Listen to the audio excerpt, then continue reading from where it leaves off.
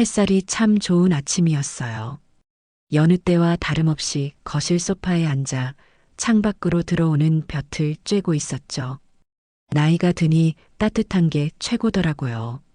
뼈마디가 쑤시는 날도 이런 날은 조금이나마 부드러워지는 기분이 들어요.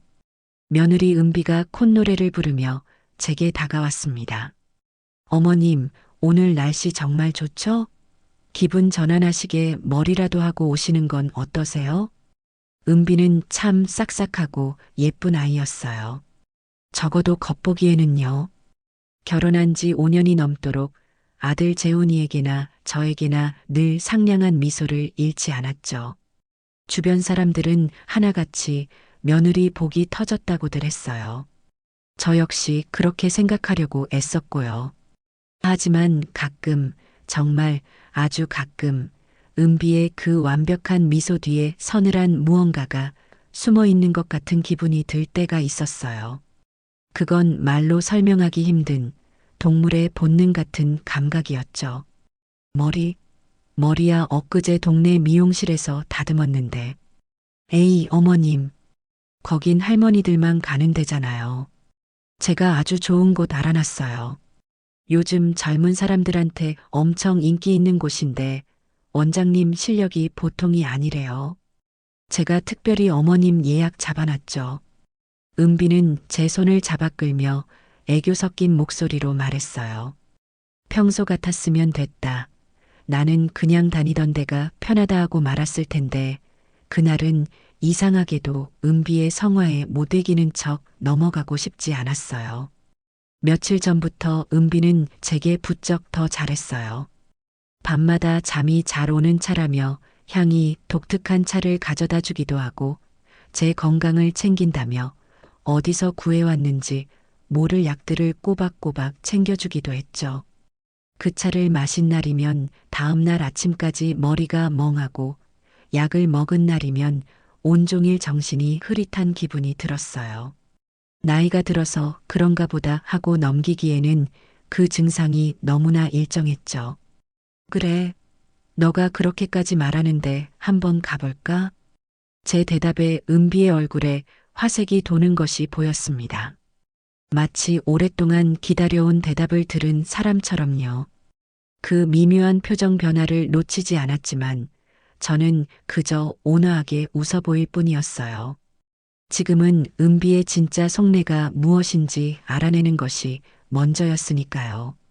정말요, 어머님? 잘 생각하셨어요. 그럼 얼른 준비하세요. 예약 시간에 늦겠어요. 은비는 제 옷장으로 달려가 외출복을 고르기 시작했어요. 제가 가장 아끼는 연보라색 카디건과 하얀 블라우스를 꺼내 들고는 아이처럼 좋아했죠. 그 모습이 어찌나 살갑고 다정해 보이는지 제 스스로가 내가 늙어서 괜한 의심을 하는구나 싶을 정도였어요. 하지만 마음 한구석의 경계심은 쉬이 사라지지 않았습니다. 은비가 운전하는 차를 타고 도착한 미용실은 제가 평소 다니던 곳과는 분위기부터 달랐어요. 통유리로 된 건물 외벽에 안은 온통 하얀 대리석으로 꾸며져 있었죠. 젊고 세련된 사람들이 바쁘게 오가고 경쾌한 음악 소리가 공간을 가득 채웠어요. 이런 곳은 왠지 모르게 사람을 주눅 들게 만드는 구석이 있죠. 어머님, 여기에요. 좋죠? 은비가 제 팔짱을 끼며 자랑스럽게 말했어요. 미용실 문이 열리자 깔끔한 유니폼을 입은 직원이 다가와 인사를 건넸습니다. 조은비 고객님, 예약 확인되셨습니다. 이쪽으로 안내해 드릴게요. 직원의 안내를 받아 안으로 들어서자 원장으로 보이는 중년의 여자가 다가와 은비와 반갑게 인사를 나눴어요. 어머, 은비 씨. 어서 와. 이쪽이 시어머님이셔? 네, 원장님. 저희 어머님이세요. 오늘 잘 좀 부탁드릴게요. 최대한 젊고 세련되게 아시죠? 걱정 마. 나만 믿으라고. 어머님, 이쪽으로 앉으세요. 원장은 저를 자리로 안내하며 어깨를 주물렀어요. 전문가의 손길이라 그런지 뭉친 근육이 시원하게 풀리는 기분이었죠.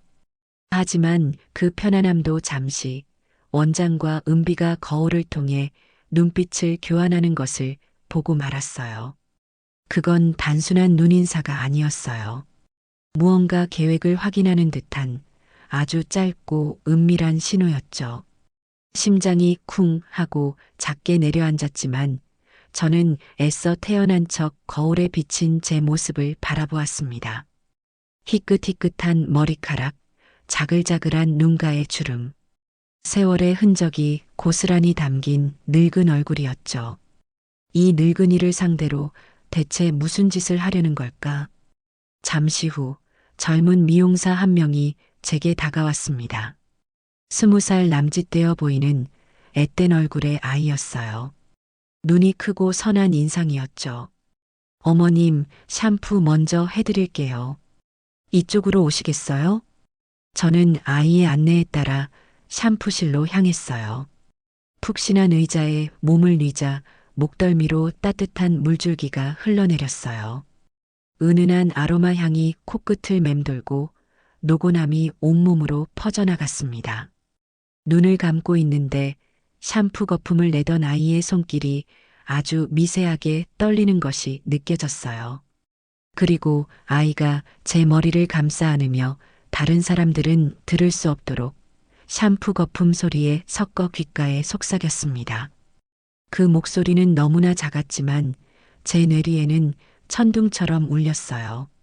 할머니, 빨리 도망쳐요.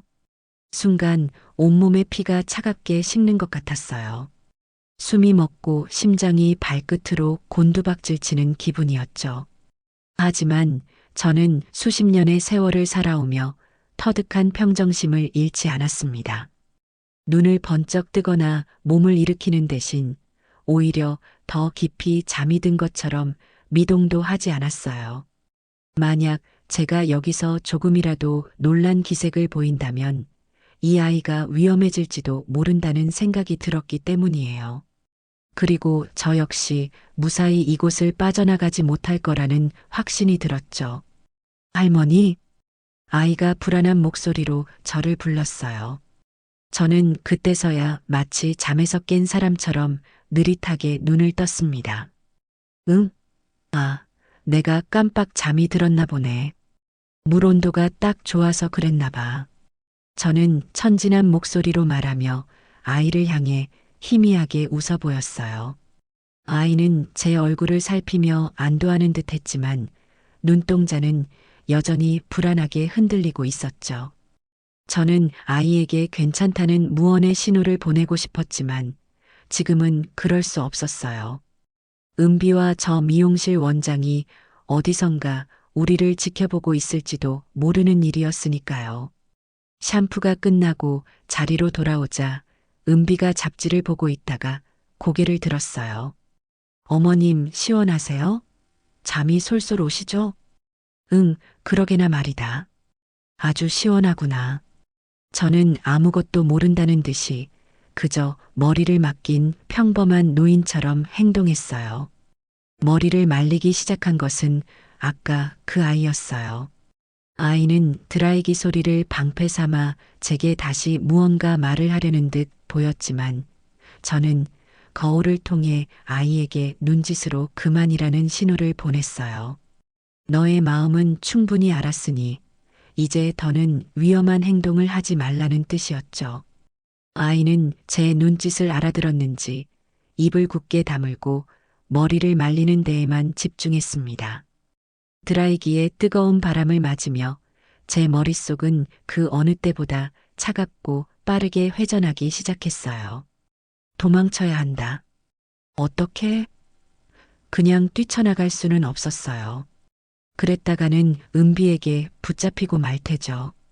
저 애가 왜 나에게 그런 말을 했을까? 은비와 원장은 무슨 꿍꿍이일까? 나를 어떻게 하려는 걸까? 수많은 질문이 머릿속을 맴돌았지만 지금은 그 답을 찾을 때가 아니었어요. 일단은 여기서 벗어나는 것이 급선무였죠. 자연스럽게 누구의 의심도 사지 않게요. 그때였어요. 제 머릿속에 기가 막힌 생각이 하나 스쳐 지나갔습니다. 저는 예전부터 건망증이 좀 있었어요. 물건을 어디 뒀는지 잊어버리거나 약속을 깜빡하는 일이 종종 있었죠. 은비는 그런 저를 보며 늘 혀를 차곤 했어요. 어머님, 그러다 큰일 나시겠어요. 제가 옆에서 잘 챙겨드려야지.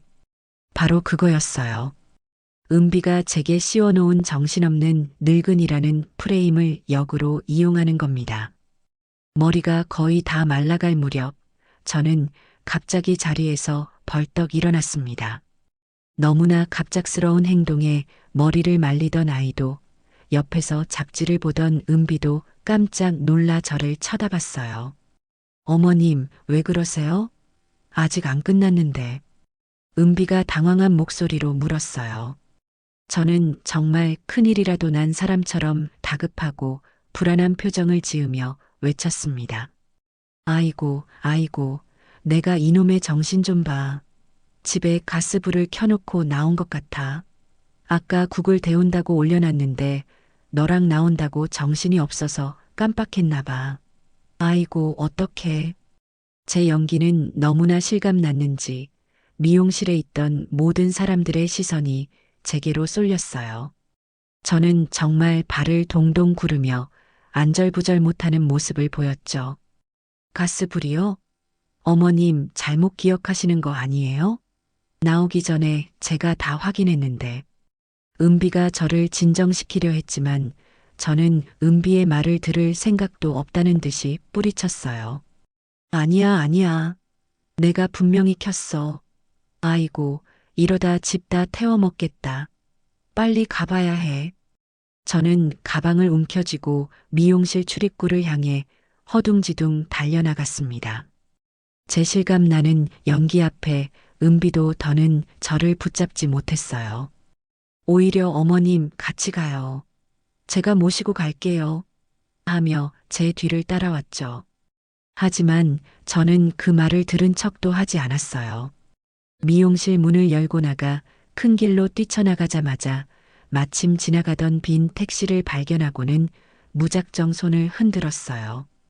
택시, 택시. 택시가 제 앞에 멈춰서자 저는 뒤도 돌아보지 않고 차에 올라탔습니다. 아저씨, 빨리요. 아무데나 빨리 가주세요. 어머님, 같이 가요. 뒤늦게 따라 나온 은비가 택시 문을 잡으려 했지만 택시는 이미 출발한 뒤였어요. 백미러를 통해 점점 멀어지는 은비의 당황스러운 얼굴을 확인하고 나서야 저는 긴장이 탁 풀리면서 거친 숨을 몰아쉬었습니다. 심장이 미친 듯이 뛰고 등줄기에서는 식은땀이 흘러내렸어요. 어머니, 어디로 모실까요? 괜찮으세요? 택시기사 아저씨가 걱정스러운 눈으로 저를 쳐다보며 물었어요. 저는 한참 동안 숨을 고른 뒤에야 겨우 목적지를 말할 수 있었습니다. 제 인생에서 가장 오랜 친구이자 가장 믿을 수 있는 사람. 박영숙. 지금 제가 가야 할 곳은 그곳뿐이었어요. 내 잠실로 가주세요. 택시 창밖으로 빠르게 지나가는 풍경을 보며 저는 다시 한번 미용실에서 들었던 그 아이의 목소리를 떠올렸습니다. 할머니, 빨리 도망쳐요. 그 한마디가 제 평온했던 일상을 송두리째 흔들어 놓았어요. 이제 더는 예전처럼 아무것도 모르는 순진한 늙은이로 살아갈 수는 없었습니다. 정신을 똑바로 차려야 했어요. 대체 누가 왜 나를 해치려 하는지 알아내야만 했죠. 그리고 반드시 내 자신과 내 것을 지켜내야만 했습니다. 택시는 저의 굳은 결심을 아는지 모르는지 그저 묵묵히 서울의 복잡한 도로 위를 달려갈 뿐이었습니다. 이것은 아주 길고 험난한 싸움의 시작이었어요. 택시는 1시간 남짓 달려 친구 영숙이 사는 아파트 단지 앞에 멈춰 섰어요. 익숙한 풍경을 보니 그제야 안도의 한숨이 나왔죠. 택시에서 내리는 다리가 후들후들 떨렸지만 저는 애써 정신을 붙잡고 아파트 입구로 향했습니다. 영숙은 제가 연락도 없이 찾아왔는데도 현관문을 열자마자 아무것도 묻지 않고 저를 와락 껴안아 주었어요. 제 몰골이 아마 말도 아니었을 겁니다. 명자야, 대체 무슨 일이야? 얼굴이 하얗게 질렸어. 어서 들어와. 영숙의 따뜻한 손에 이끌려 집 안으로 들어서자 구수한 된장찌개 냄새가 코를 찔렀어요. 그 평범한 일상의 냄새에 꾹꾹 눌러왔던 긴장이 한꺼번에 터져 나오면서 눈물이 왈칵 쏟아졌습니다. 저는 어린아이처럼 영숙의 품에 안겨 한참을 울었어요. 영숙은 제 등을 말없이 토닥여주며 제가 진정될 때까지 기다려주었죠. 수십 년을 함께한 친구라는 건 그런 거더라고요. 구구절절 설명하지 않아도 내 슬픔의 깊이를 알아주는 사람이요. 한참 만에 울음을 그치고 식탁 의자에 앉자 영숙은 따뜻한 보리차 한 잔을 제 앞에 놓아주었어요. 김이 모락모락 피어오르는 찻잔을 두 손으로 감싸쥐니 조금씩 정신이 돌아오는 것 같았어요. 이제 말해봐, 명자야. 무슨 일이 있었던 거야? 너가 이렇게 연락도 없이 찾아올 애가 아니잖아. 그것도 이런 얼굴을 하고. 저는 어디서부터 어떻게 이야기를 시작해야 할지 몰라 잠시 망설였어요. 하지만 영숙의 단호하면서도 걱정스러운 눈빛을 보니 더는 숨길 수 없었죠. 저는 미용실에서의 일부터 차근차근 털어놓기 시작했어요. 은비가 며칠 전부터 부쩍 친절하게 굴었던 일, 굳이 다니지도 않던 고급 미용실에 저를 데려간 일, 그리고 샴푸를 해주던 그 젊은 아이가 제 귓가에 속삭였던 그 끔찍한 말까지요. 할머니, 빨리 도망쳐요. 라고 했어.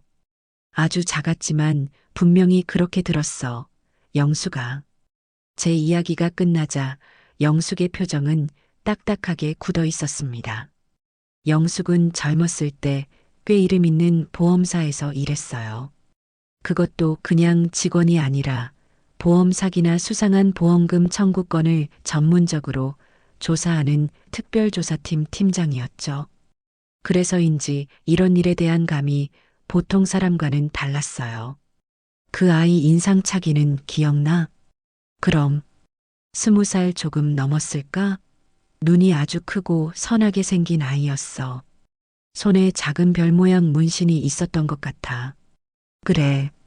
일단 그 아이는 너를 도우려 한 게 맞아. 자기 신변에 위험이 닥칠 걸 알면서도 너에게 경고를 한 거야. 정말 용감한 아이네. 영숙은 잠시 생각에 잠기더니 저를 똑바로 쳐다보며 말했어요.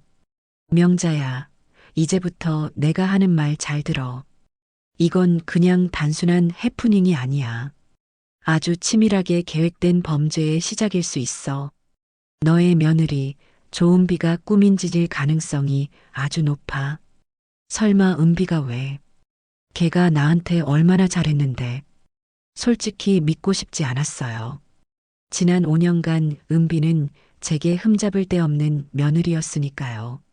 아들 재훈이보다 더 살갑게 제 생일을 챙기고 제가 좋아하는 반찬을 만들어다 주곤 했어요. 하지만 영숙의 다음 말을 듣는 순간 제 마지막 희망마저 산산조각 나고 말았습니다. 사람 속은 모르는 거야. 잘해주는 것만큼 사람의 경계심을 무너뜨리기 좋은 방법도 없지. 내가 볼 때 이건 내 재산을 노린 수작이야. 너를 정신적으로 문제가 있는 사람, 예를 들면 치매 환자 같은 걸로 몰아서 법적으로 금치산자나 한정치산자 선고를 받게 하려는 거지. 그렇게 되면 너의 모든 재산 처분 권한이 후견인에게 넘어가거든. 그 후견인 자리를 누가 차지하려고 하겠어? 바로 내 아들과 며느리겠지. 영숙의 말은 한치의 오차도 없는 논리로 제 심장을 파고들었어요. 그제야 지난 몇 달간 은비가 보였던 이상한 행동들이 하나둘씩 퍼즐처럼 맞춰지기 시작했습니다. 어느 날부터인가 은비는 제게 어머님, 요즘 자꾸 깜빡깜빡하시네요 라는 말을 입에 달고 살았어요. 처음에는 그냥 나이가 들어서 그런가 보다 하고 넘겼죠. 그런데 그 빈도가 점점 잦아졌어요. 한 번은 제가 아끼던 옷반지를 잃어버린 적이 있어요. 온 집안을 다 뒤져도 나오지 않아서 속상해하고 있는데 며칠 뒤에 은비가 어머님, 이걸 왜 냉장고에 넣어두셨어요? 라며 찾아주었죠. 저는 전혀 기억이 없었지만 은비가 워낙 확신에 차서 말하니 내가 정말 정신이 없었나 보다 하고 자책하고 말았어요. 지금 생각해보니 그건 은비가 일부러 꾸민 짓이었어요. 저 스스로가 제 기억력을 의심하게 만들려는 수작이었죠. 또 한 번은 초등학교 동창들 모임에 가는 날이었어요. 은비가 제게 어머님, 모임 날짜 다음 주 아니에요? 제가 달력에 표시해뒀는데 라고 말했죠. 저는 분명히 그날이라고 기억했지만 은비가 하도 단호하게 말해서 결국 모임에 가지 않았어요.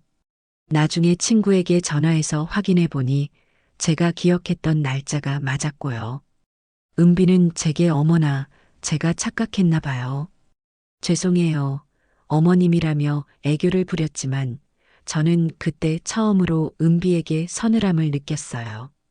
저를 사회적으로 고립시키려는 의도가 다분히 보였거든요. 가장 결정적인 것은 바로 은비가 매일 밤 타주던 그 잠 잘 오는 차였어요. 저는 그 차를 마신 날이면 다음 날까지 머리가 안개 속처럼 뿌옇고 중요한 일들도 잘 기억나지 않았어요. 아마도 그 차에는 사람의 판단력을 흐리게 만드는 약 성분이 들어있었을 거예요. 은비는 그렇게 약물을 이용해서 저를 서서히, 그러나 확실하게 망가뜨리고 있었던 겁니다. 영수가 나 어떡하면 좋지? 우리 재훈이는 아무것도 모를 거야. 걔는 착한 애야. 분명 은비한테 속고 있는 걸 거야. 물론이겠지. 하지만 그 착한 아들이 지금은 내 편이 아니야. 제 마누라 말에 완전히 넘어가서 너를 의심의 눈초리로 보고 있을 거라고. 그러니 지금부터는 아들도 믿으면 안 돼. 오직 너 자신과 나만 믿어야 해. 영숙은 자리에서 일어나 제 어깨를 단단히 붙잡았어요. 명자야, 정신 차려. 여기서 무너지면 안 돼. 저들이 원하는 대로 되는 거야. 너 이대로 당하고만 있을 거야? 평생 땀 흘려 모은 내 재산, 저런 악독한 애한테 다 넘겨주고 요양원이나 시설 같은 데 갇혀서 여생을 보내고 싶어? 내 아들 재훈이가 너를 정신병자 취급하는 걸 보고만 있을 거냐고. 영숙의 목소리는 냉정했지만 그 안에는 저를 향한 뜨거운 걱정과 분노가 담겨 있었어요. 그 목소리에 정신이 번쩍 들었습니다. 맞아요. 이대로 당할 수만은 없었어요. 저는 평생을 누구보다 정직하고 성실하게 살아왔어요. 남편 일찍 여의고 재훈이 하나 삐뚤어지지 않게 키우려고 안 해본 일이 없었죠. 시장에서 옷 장사도 해보고 식당에서 밤새 그릇도 닦았어요. 그렇게 악착같이 돈을 모아 강남에 작은 아파트 한 채를 마련했고 이제는 그 아파트가 수십억이 넘는 자산이 되었죠. 그건 제 인생과 땀이 고스란히 담긴 결과물이었어요. 그걸 저 간악한 며느리에게 단 한 푼도 넘겨줄 수는 없었습니다. 아니, 절대로 그렇게는 안 되지. 내 눈에 흙이 들어가기 전까지는 절대 안 돼. 제 눈빛이 달라진 것을 확인한 영숙은 만족스러운 미소를 지었어요. 그래, 바로 그 눈이야. 내가 알던 함영자가 돌아왔네. 좋아, 그럼 지금부터 작전을 짜자. 저쪽이 우리를 정신없는 늙은이로 본다면 우리는 그걸 역이용하는 거야. 아주 완벽하게 정신 나간 치매 노인 연기를 하는 거지. 영숙의 말에 저는 고개를 끄덕였습니다. 은비가 제게 씌운 거짓의 가면을 이제는 제가 스스로 쓰기로 결심했습니다. 그리고 그 가면 뒤에서 반격을 위한 날카로운 칼을 갈기로요. 영숙은 냉장고에서 종이와 펜을 가져와 식탁 위에 펼쳤어요. 자, 일단 상황부터 정리하자. 적은 조은비, 그리고 조은비에게 동조할 가능성이 높은 아들 송재훈. 우리의 목표는 조은비의 범죄 증거를 확보하고 아들 재훈이를 우리 편으로 돌려놓는 거야. 그러기 위해서는 몇 가지 준비가 필요해. 영숙은 종이 위에 앞으로 우리가 해야 할 일들을 하나씩 적어 내려가기 시작했어요. 그 모습이 마치 전쟁을 앞둔 장수처럼 든든하고 믿음직스러웠죠. 저는 된장찌개 냄새가 배어있는 그 작은 식탁에서 제 인생을 건 거대한 싸움을 준비하기 시작했습니다. 두렵지 않다면 거짓말이겠죠. 하지만 제 옆에는 영숙이 있었고 제 마음속에는 절대 무너질 수 없다는 굳은 의지가 있었습니다. 이제 주사위는 던져졌어요. 그리고 이 게임의 승자는 반드시 내가 되어야만 했습니다. 영숙의 집에 머무는 동안 세상은 저를 집 나간 치매 노인으로 규정하고 있었어요. 아들 재훈이에게서는 하루에도 몇 번씩 전화가 걸려왔습니다. 처음에는 받지 않았어요. 제 마음이 아직 준비가 되지 않았기 때문이죠.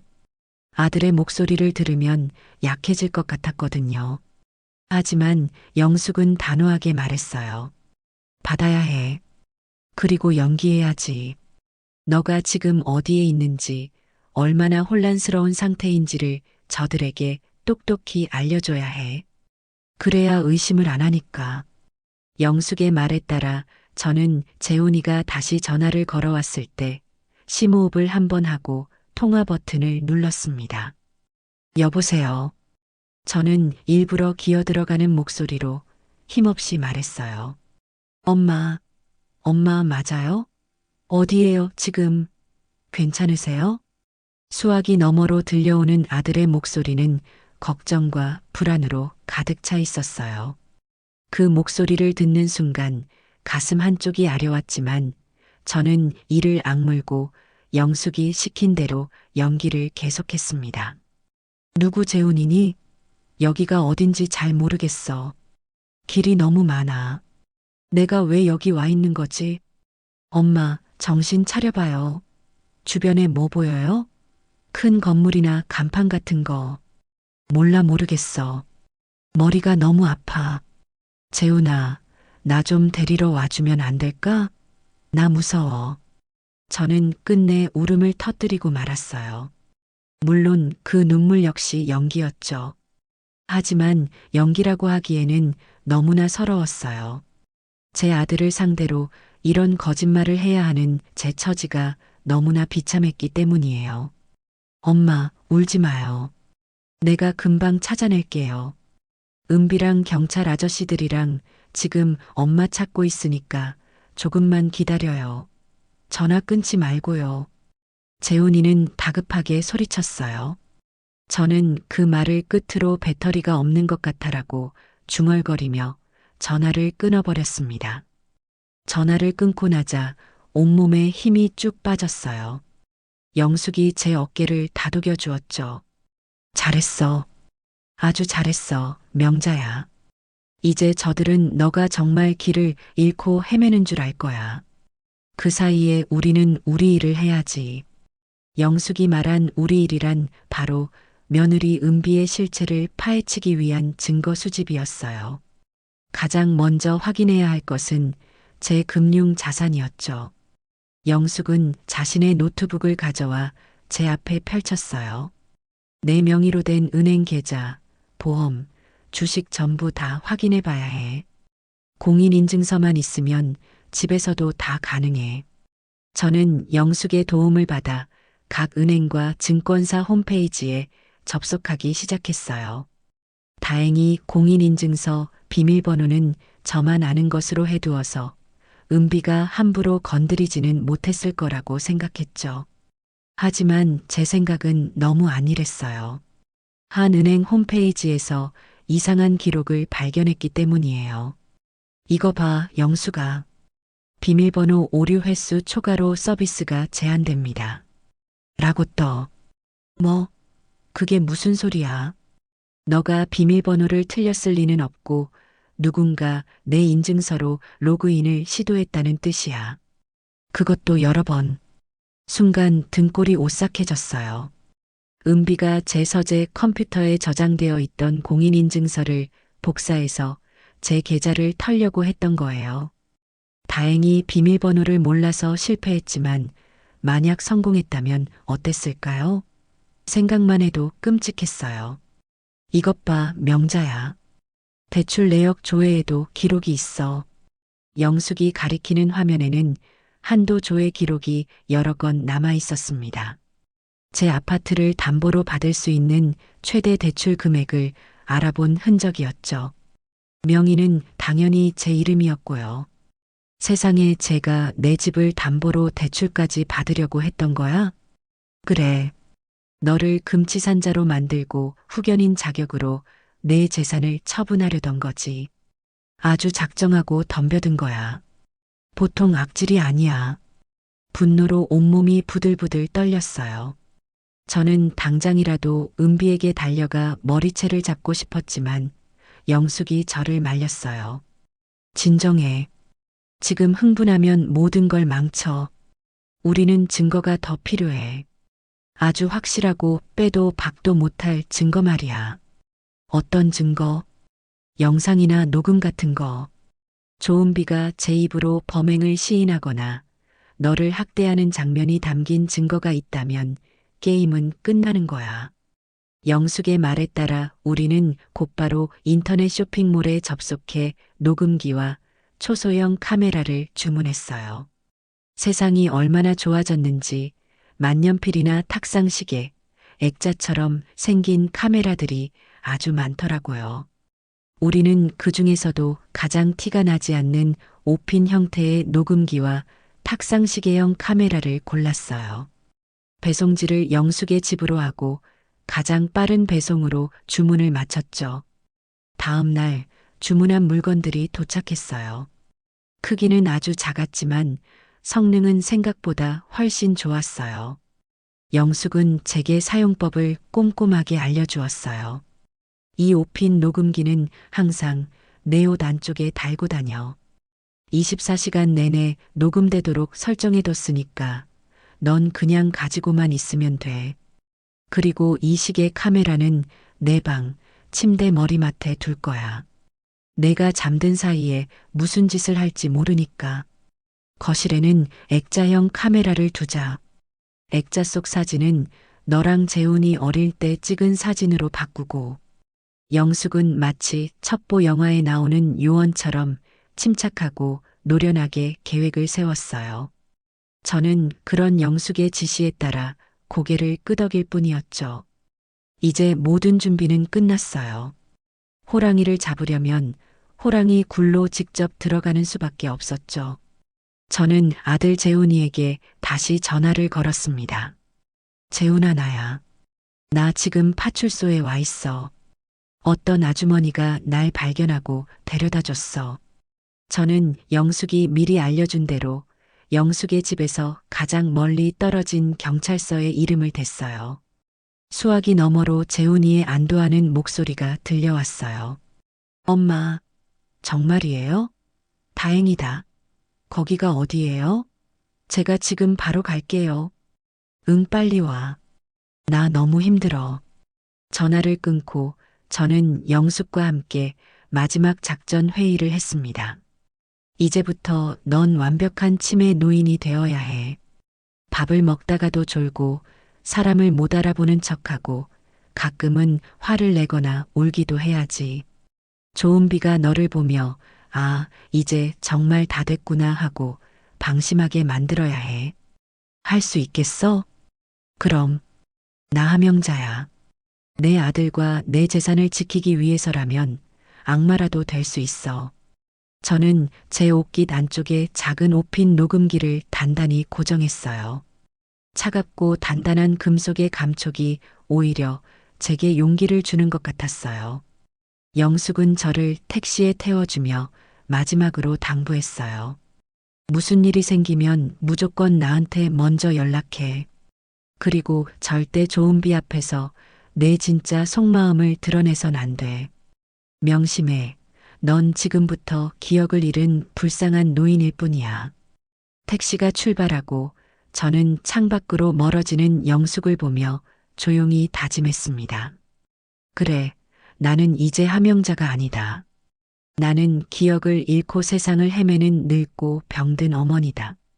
그렇게 스스로에게 체면을 걸며 저는 적들이 우글거리는 제 집으로 전쟁터로 향했습니다. 아들 재훈이가 파출소 앞에서 저를 발견했을 때 그 아이의 얼굴은 눈물과 걱정으로 범벅이 되어 있었어요. 저를 보자마자 달려와 와락 껴안았죠. 엄마, 엄마, 어디 갔었어요? 얼마나 걱정했는지 알아요? 아들의 품에 안겨 등을 토닥이는 손길을 느끼니 순간 가슴이 먹먹해졌어요. 하지만 저는 독하게 마음을 먹고 제 역할을 시작했습니다. 저는 마치 처음 보는 사람을 대하듯 아들을 살며시 밀어내며 물었어요. 누구세요? 저를 아세요? 제 말에 재훈이의 얼굴이 하얗게 굳어졌어요. 아들의 흔들리는 눈동자를 보니 마음이 찢어지는 것 같았지만 지금은 멈출 수 없었어요. 엄마, 저 재훈이에요. 아들, 저 모르겠어요? 재훈이 우리 아들. 근데 누구세요? 우리 아들은 아직 학생인데 이렇게 크지 않았어요. 저는 정말 아무것도 기억나지 않는다는 듯 초점 없는 눈으로 허공을 바라보며 중얼거렸어요. 재훈이는 결국 참았던 울음을 터뜨렸고 함께 온 은비는 재훈이의 어깨를 감싸 안으며 저를 향해 안타깝다는 표정을 지어 보였어요. 하지만 그 눈빛 깊은 곳에 숨겨진 만족감과 회심의 미소를 저는 놓치지 않았습니다. 그래, 그렇게 믿어야지. 너가 원하는 대로 나는 이제 아무것도 모르는 껍데기일 뿐이야. 집으로 돌아오는 차 안에서 저는 창밖만 멍하니 바라보았어요. 은비는 제 옆에 앉아 계속해서 말을 걸었죠. 어머님, 며칠 동안 어디서 주무셨어요? 식사는 하셨고요? 저는 아무 대답도 하지 않았어요. 그저 텅 빈 눈으로 창밖을 바라볼 뿐이었죠. 집에 도착해서도 제 연기는 계속되었습니다. 익숙한 현관문을 보고도 여긴 어디예요? 우리 집이 아니잖아요 라며 들어가길 거부했고 재훈이와 은비가 억지로 저를 부추겨 집 안으로 들여보내야 했어요. 어머님, 여기가 어머님 집이잖아요. 정신 좀 차려보세요. 은비의 목소리에는 이제 걱정보다 짜증이 더 많이 섞여 있었어요. 저는 소파에 멍하니 앉아 주변을 두리번거렸어요. 마치 처음 와보는 곳인 것처럼요. 여보, 아무래도 안 되겠어. 어머니 상태가 생각보다 훨씬 심각해. 병원에 한번 모시고 가봐야 할 것 같아. 은비가 재훈이에게 속삭이는 소리가 들렸어요. 재훈이는 힘없이 고개를 끄덕였죠. 저는 그 모습을 곁눈질로 확인하며 속으로 코웃음을 쳤습니다. 그래, 병원에 데려가 봐라. 너희가 미리 짜고 친 사기꾼 의사가 아니면 내가 아무 문제 없다는 것만 증명될 테니. 그날 밤 은비는 제 저녁 식사를 방으로 가져다 주었어요. 어머님 방에서 드시는 게 편할 것 같아서요. 식사하시고 이 약 꼭 챙겨 드세요. 기력 회복에 좋은 약이래요. 은비가 내민 약은 예전에 저에게 주던 것과 같은 모양이었어요. 저는 순순히 고개를 끄덕였죠. 은비가 방을 나가자마자 저는 밥을 몇 숟갈 뜨는 척하다가 약을 집어들고 화장실로 갔어요. 그리고는 아무도 모르게 약을 변기에 버리고 물을 내렸습니다. 그런 다음 영숙이 미리 준비해준 비타민제를 꺼내 먹었죠. 겉모양이 비슷해서 아무도 의심하지 못할 거예요. 다음 날부터 저는 본격적으로 정신없는 노인 행세를 시작했습니다. 아침 식사를 하다가 갑자기 숟가락을 떨어뜨리고는 멍하니 앉아 있기도 하고 거실을 서성이다가 뜬금없이 여보 나 왔어요라며 돌아가신 남편을 찾기도 했어요. 재훈이는 제 모습을 볼 때마다 괴로워했지만 은비는 점점 더 대담해졌습니다. 제가 소파에서 깜빡 잠이 든 척하고 있을 때였어요. 은비는 재훈이가 출근한 것을 확인하고는 어디론가 전화를 걸더군요. 물론 제 옷에 달린 녹음기는 그 모든 대화를 빠짐없이 담아내고 있었죠. 나야. 응, 시어머니 찾았어. 상태가 아주 안 좋아. 이제 자기 아들 얼굴도 못 알아보는 것 같아. 응, 아주 잘 되고 있어. 약이 효과가 있나 봐. 조금만 더 하면 완전히 내 손바닥 아니야. 변호사는 알아봤어? 그래. 서류 준비되는 대로 바로 진행하자. 이제 이 지긋지긋한 노인네 시중 드는 것도 얼마 안 남았어. 푸아. 은비의 웃음소리는 악마의 것과 같았어요. 분노로 피가 거꾸로 솟는 것 같았지만 저는 눈을 꼭 감고 잠든 척 연기를 계속했습니다. 웃어더라. 실컷 웃어더, 조은비. 너의 그 웃음이 비명이 되기까지 그리 오래 걸리지 않을 테니. 며칠 뒤 저는 영숙이 알려준 대로 집안에 카메라를 설치할 기회를 엿보았습니다. 은비가 장을 보러 나간 틈을 이용했죠. 저는 내 돋보기가 어디 갔지? 하고 중얼거리며 온 집안을 뒤지는 척했어요. 먼저 거실 책장에 놓인 재훈이와 어릴 적 찍은 사진이 담긴 액자를 들었어요. 그리고는 액자 뒤편을 열어 영숙이 준 초소형 카메라 렌즈가 사진의 아주 작은 구멍을 통해 거실 전체를 비추도록 교묘하게 설치했죠. 다음은 제 방이었어요. 침대 머리맡에 놓인 디지털 시계가 두 번째 목표물이었죠. 저는 시계 배터리를 가는 척하며 그 안에 카메라를 집어넣었습니다. 이제 이 집안에서 일어나는 모든 일은 제 손바닥 안에 기록될 것이었어요. 모든 준비를 마치고 소파에 앉아 있는데 은비가 장을 보고 돌아왔습니다. 어머님, 뭐 하세요? 또 물건 찾으세요? 내 돋보기가 없어졌어. 혹시 너가 봤니? 아이고, 어머님. 돋보기는 지금 어머님 목에 걸려 있잖아요. 은비가 혀를 차며 말했어요. 저는 제 목에 걸린 돋보기를 보고는 어머, 정말이네. 내가 이렇다니까라며 머리를 쳤죠. 은비는 그런 저를 한심하다는 듯 쳐다보더니 부엌으로 향했어요. 저는 그 서늘한 경멸의 시선을 온몸으로 느끼며 이제 정말 마지막 단계에 가까워졌음을 직감했습니다. 조은비가 저의 이 완벽한 연기에 속아 자신의 모든 것을 드러낼 그 순간이 머지않았다는 것을요. 저는 그저 더 완벽하게, 더 처절하게 무너지는 연기를 할 뿐이었습니다. 폭풍전야의 고요함 속에서 저는 조용히 칼을 갈고 있었습니다.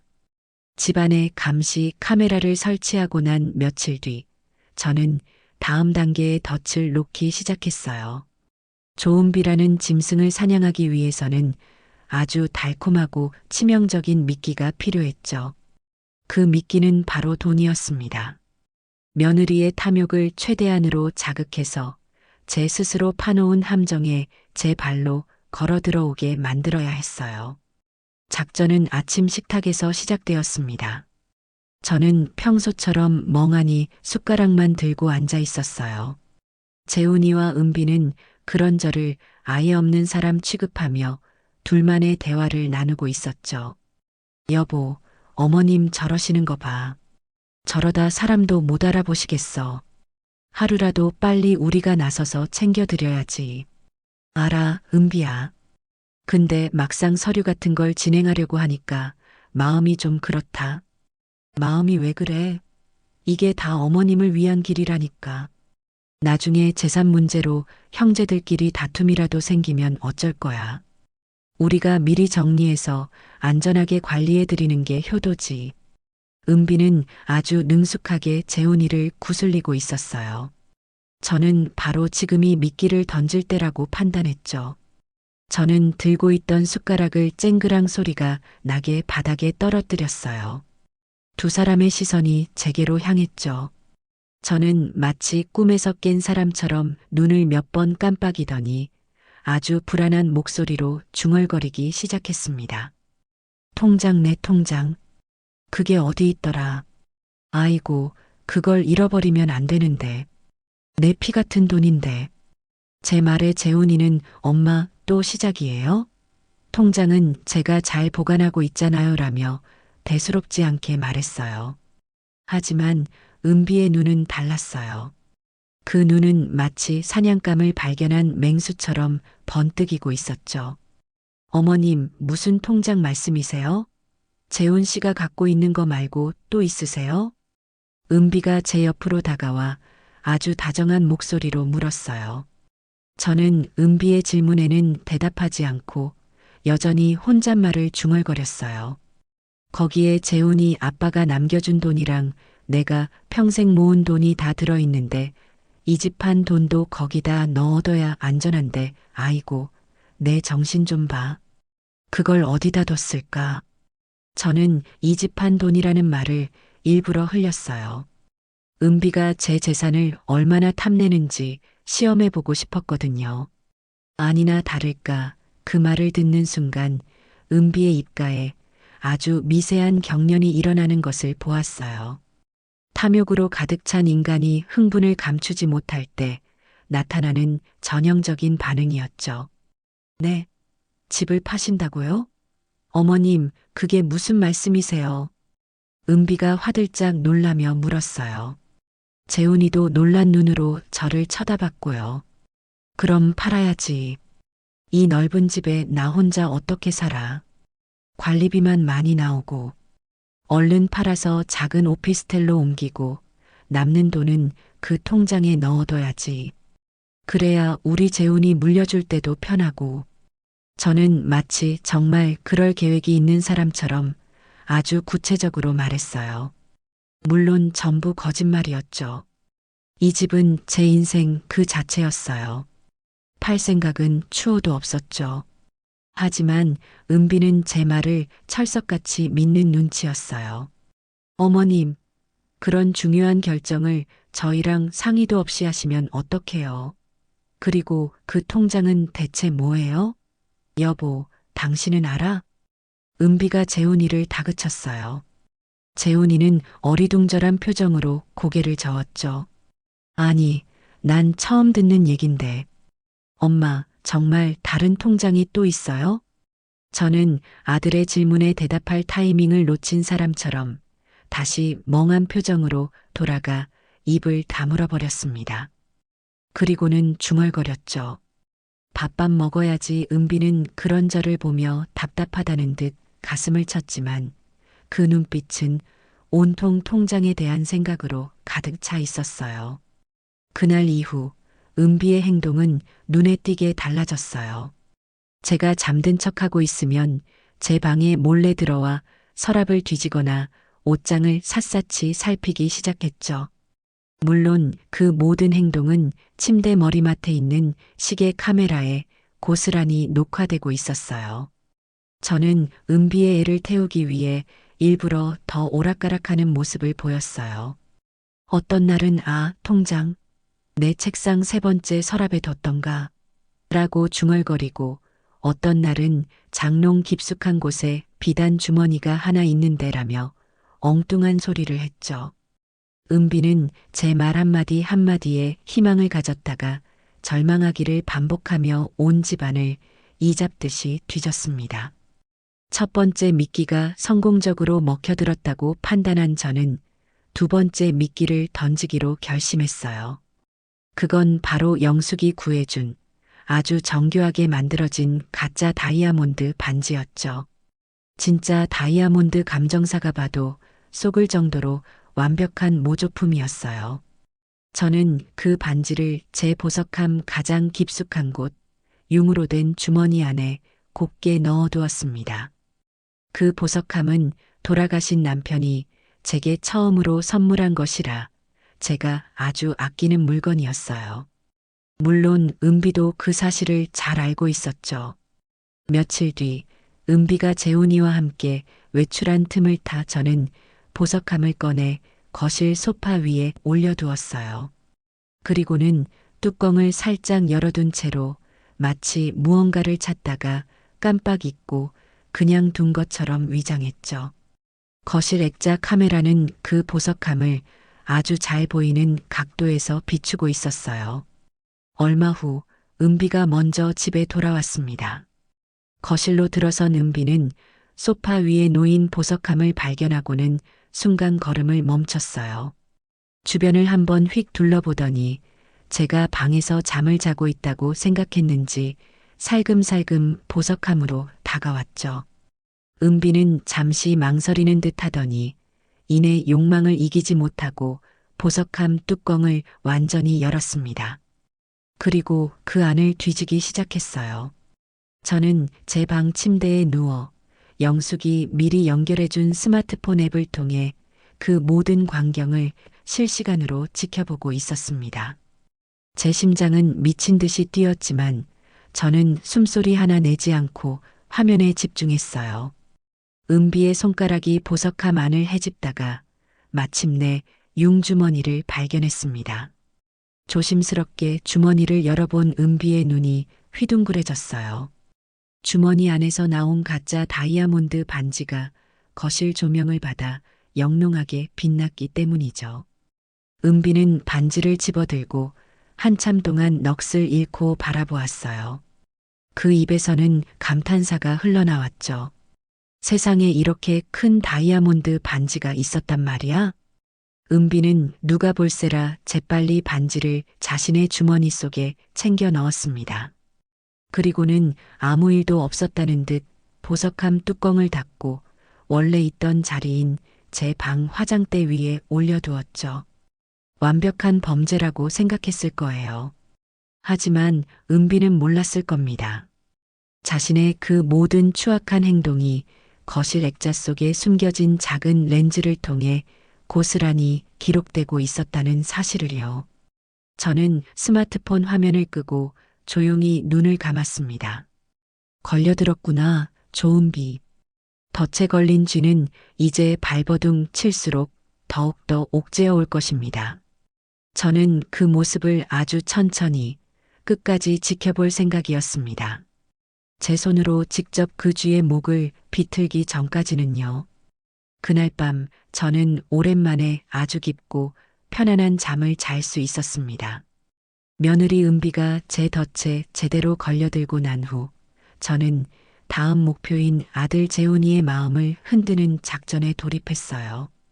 재훈이는 제 유일한 피부치였고 저는 그 아이가 아내의 거짓말에 속아 진실을 보지 못하는 것이 너무나 가슴 아팠습니다.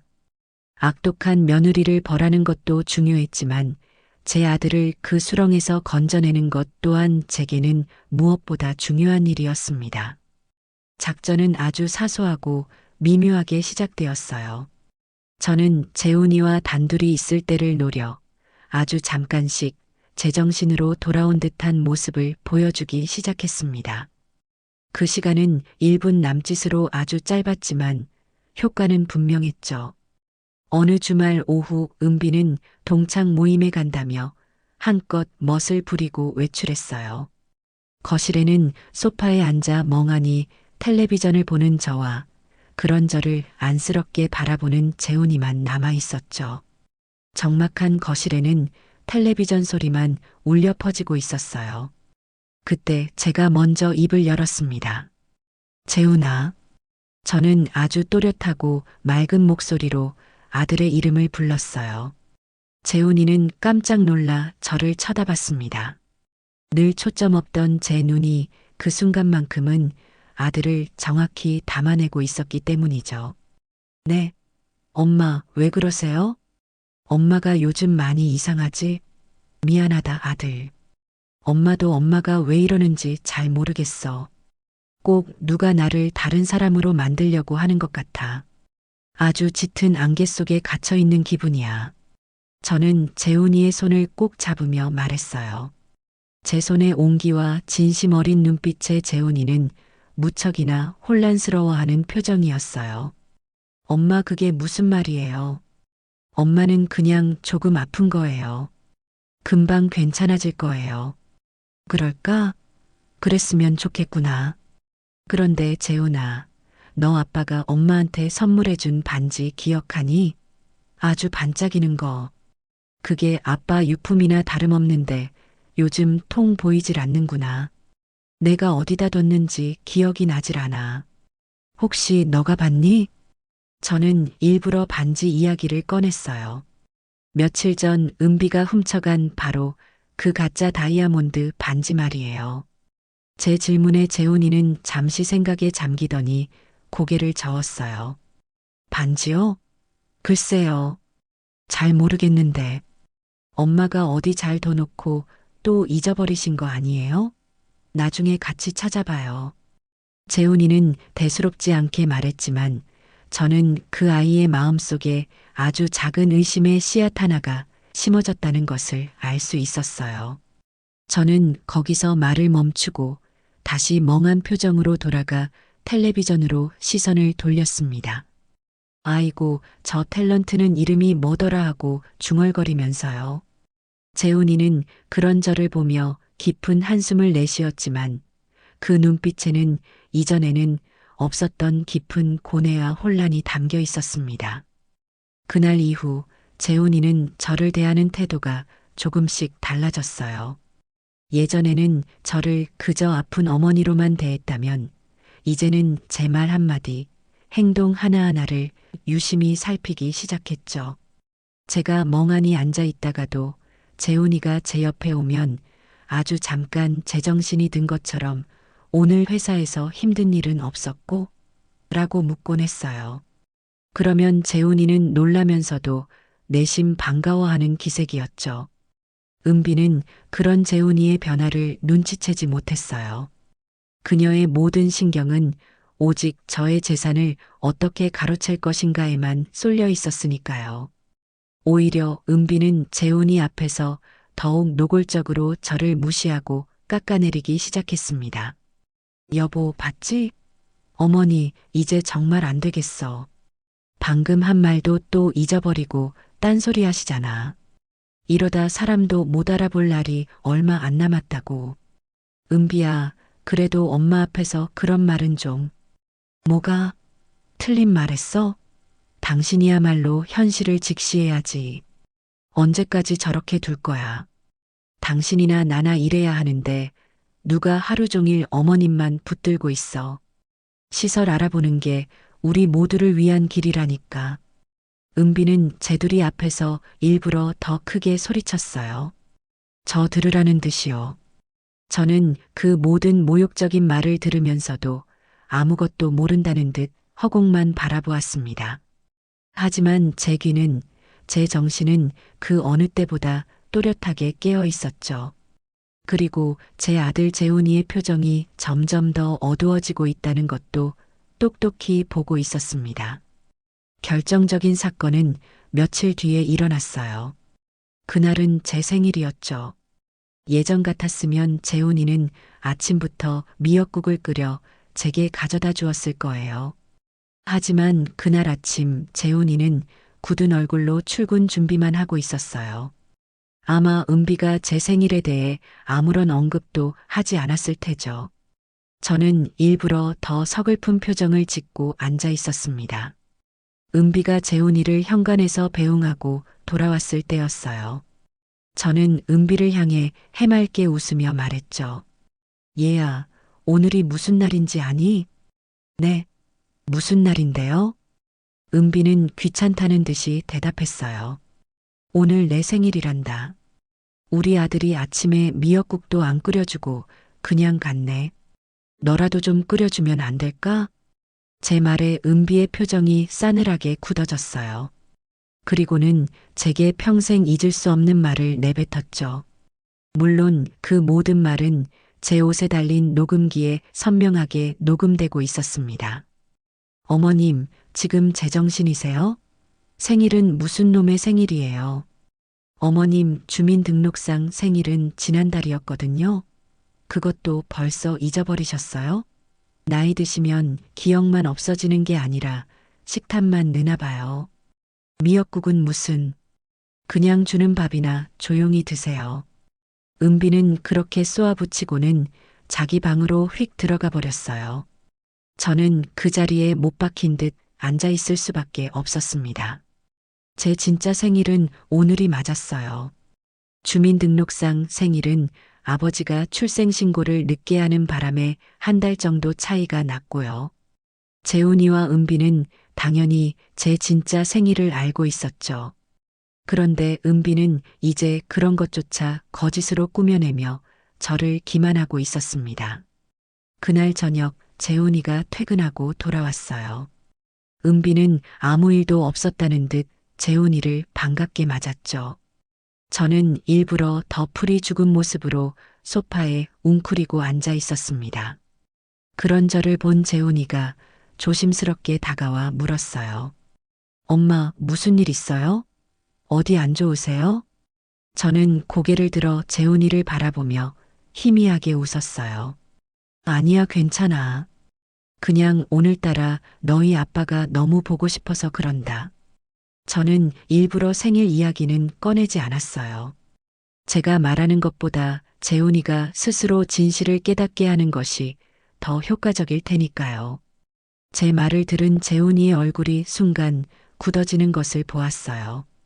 재훈이는 아버지를 무척이나 따랐고 아버지가 돌아가신 날을 기일과 함께 제 생일만큼은 무슨 일이 있어도 챙기는 아이였거든요.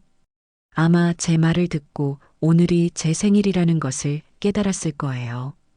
재훈이는 잠시 저를 바라보다가 조용히 부엌으로 향했습니다. 그리고는 은비를 향해 낮은 목소리로 물었죠. 은비야, 오늘 무슨 날인지 정말 몰랐어? 응? 무슨 날인데? 오늘 엄마 생일이잖아. 뭐? 아, 맞다. 내가 깜빡했네. 어머, 미안해서 어떡해. 요즘 어머님 신경 쓰느라 내 정신이 없었나 봐. 은비는 능청스럽게 연기했어요. 하지만 재훈이는 더 이상 예전처럼 쉽게 속아 넘어가지 않았습니다. 아침에 엄마가 너한테 미역국 끓여달라고 했다면서. 근데 왜 나한테는 그런 말 한마디도 안 했어? 재훈이의 목소리는 차갑게 가라앉아 있었어요. 은비는 당황한 기색이 역력했죠. 아, 그게 어머님이 오늘이 생일이라고 하시는데 내가 알기로는 지난달이었거든. 그래서 어머님이 또 기억을 잘못하고 계신가 보다 하고 당신 신경 쓸까봐 일부러 말 안 했지. 됐어. 더는 듣고 싶지 않아. 재훈이는 그렇게 말하고는 밖으로 나가버렸어요. 혼자 남은 은비는 분하다는 듯 입술을 깨물었죠. 저는 그 모든 상황을 모르는 척 여전히 멍하니 앉아 있었지만 속으로는 쾌재를 불렀습니다. 그래, 재훈아. 이제야 조금씩 진실이 보이기 시작하는구나. 제 아들의 마음속에 심어진 작은 의심의 씨앗이 이제 막 단단한 불신의 벽을 뚫고 싹을 틔우기 시작한 것입니다. 아들 재훈이의 마음이 흔들리기 시작할 무렵 집 밖에서는 친구 영숙이 며느리 은비의 뒤를 캐며 분주하게 움직이고 있었어요. 저는 은비가 잠든 틈을 타 영숙과 몰래 통화하며 상황을 공유하고 다음 계획을 세웠죠. 영숙의 목소리는 언제나처럼 차분하고 확신에 차 있어서 제게 큰 힘이 되어 주었습니다. 어느 날 밤 영숙에게서 전화가 걸려왔어요. 저는 화장실에 가는 척하며 조용히 전화를 받았죠. 명자야, 나야. 조은비의 꼬리를 잡았어. 아주 결정적인 거야. 정말? 그게 뭔데? 너희 며느리 빚더미에 앉아 있어. 그것도 아주 크게. 2년 전에 친구랑 동업해서 수입 의류 매장을 열었는데 1년도 못 가서 말아먹었더군. 그때 진 빚이 사채까지 끌어다 써서 눈덩이처럼 불어났어. 지금 독촉이 아주 심한가 봐.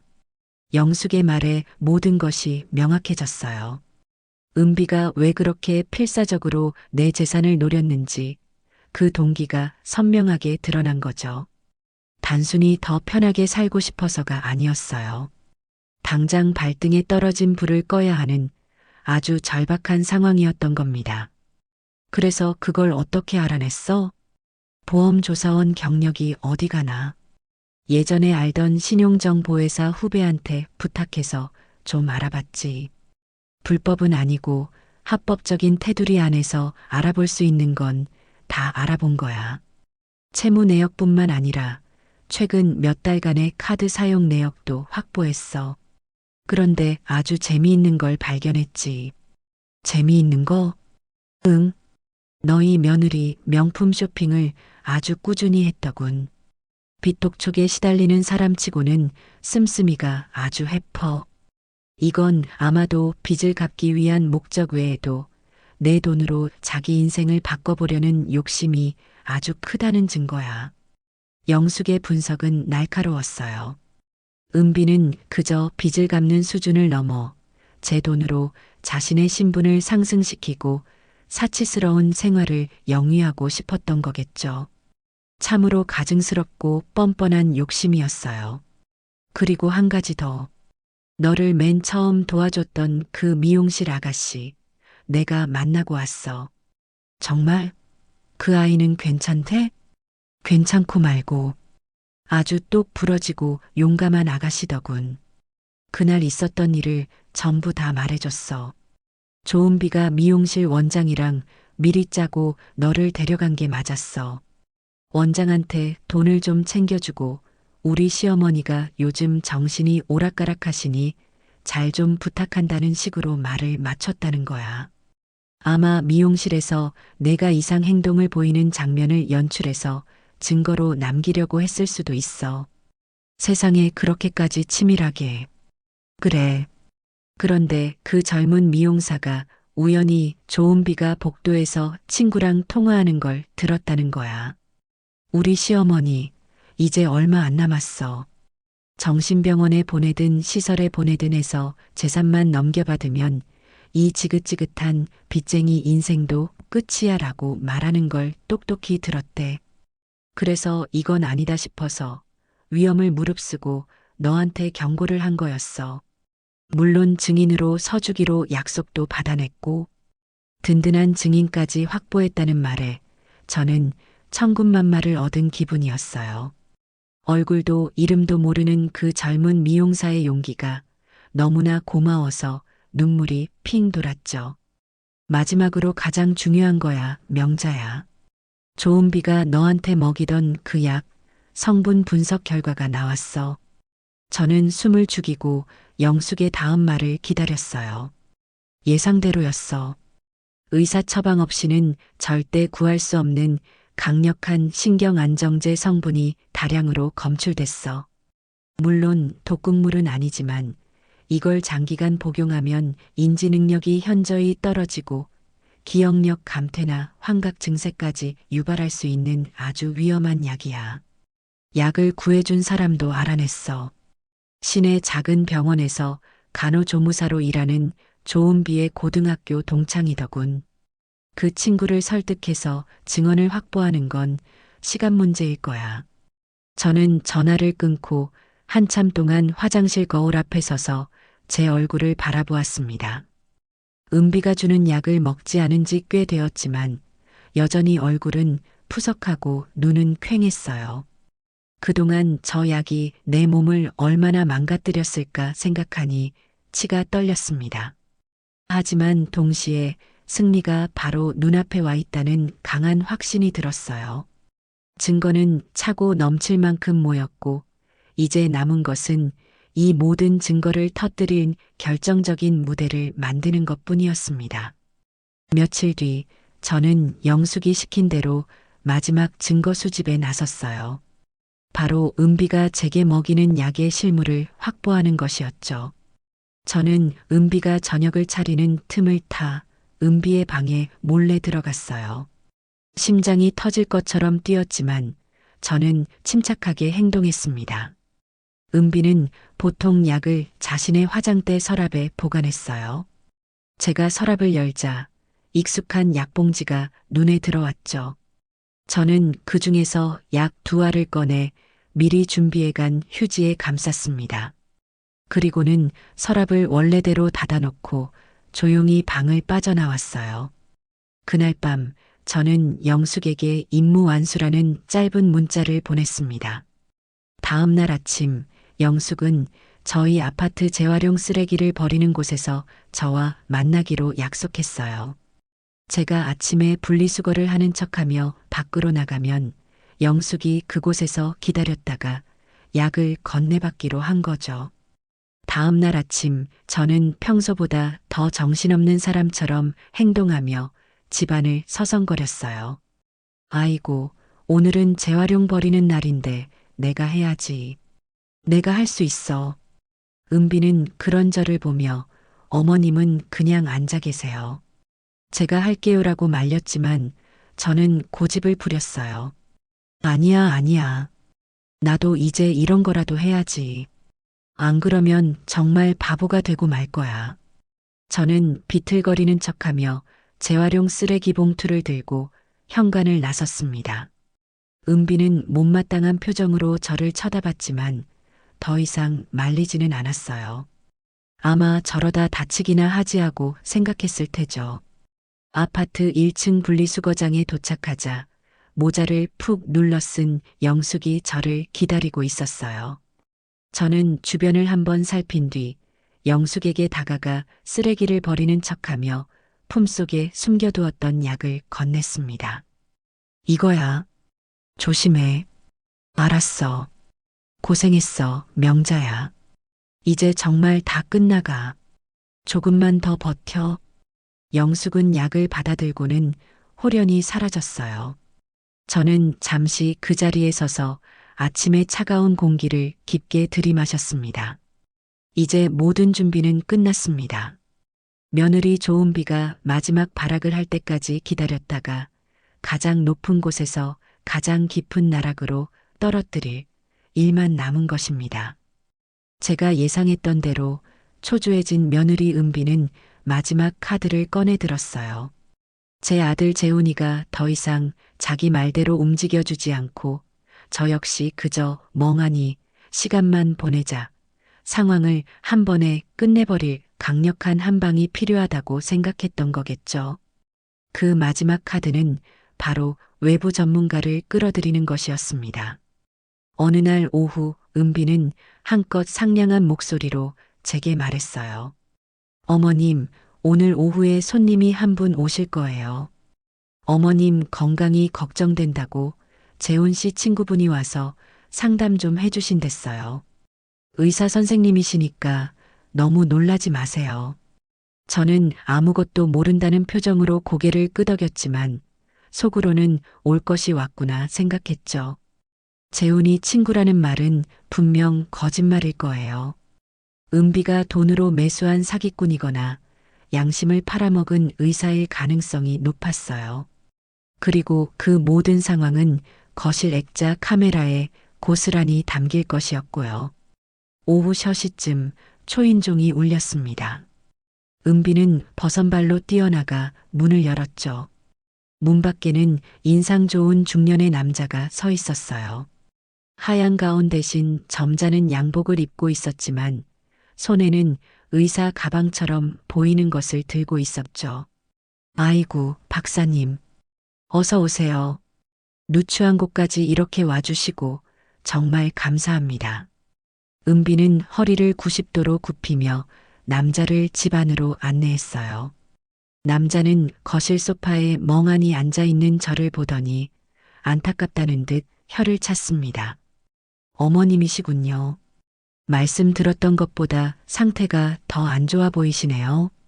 네, 박사님. 하루가 다르게 나빠지세요. 이러다 정말 큰일 날까봐 걱정이에요. 두 사람은 마치 오랫동안 합을 맞춰온 연극배우처럼 자연스럽게 대화를 주고받았어요. 남자는 제 앞에 다가와 앉더니 아주 부드러운 목소리로 말을 걸었습니다. 어머님, 안녕하세요. 저는 김재준이라고 합니다. 아드님 친구인데 어머님 편찮으시다는 이야기 듣고 걱정이 돼서 와봤습니다.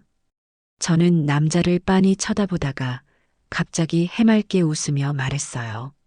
우리 아들 친구? 우리 재훈이 친구면 아직 고등학생 아니에요? 아저씨는 나이가 너무 많은데.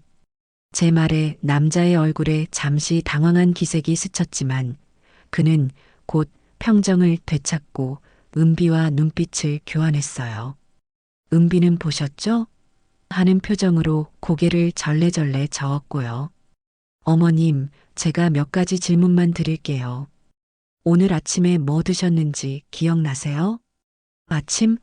밥 먹었나? 아닌가, 빵을 먹었나 잘 모르겠어요.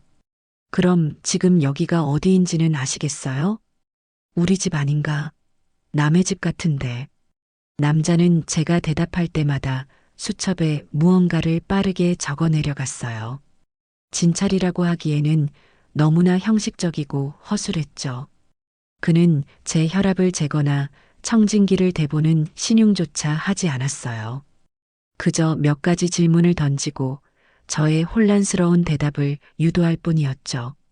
10분 남짓한 진찰이 끝나고 남자는 심각한 표정으로 은비와 재훈이를 불렀습니다.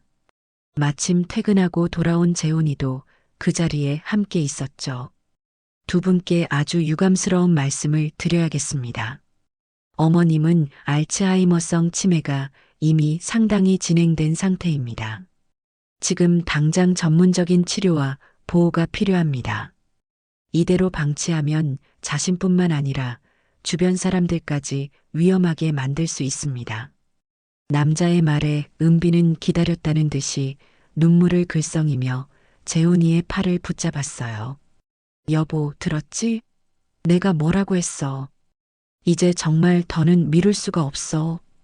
박사님, 그럼 저희가 어떻게 해야 할까요? 일단 법원에 성년 의견 개시 심판을 청구해서 아드님이나 며느님이 어머님의 법적 후견인이 되셔야 합니다.